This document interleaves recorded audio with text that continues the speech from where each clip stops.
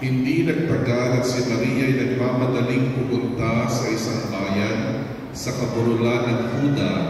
Pagdating sa bahay ni Zacarias, binati niya si Elizabeth.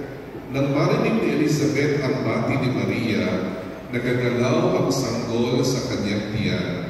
Napuspos ng Espiritu Santo si Elizabeth at buong galak na sinabi, "Pinagpala ka sa mga babae, at pinagpala rin ang dinadala mo sa iyong sinapupunan.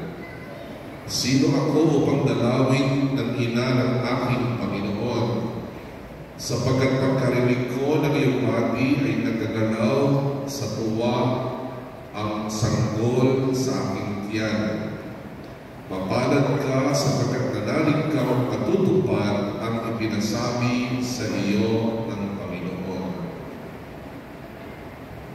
Ang mabuting balita ng Panginoon.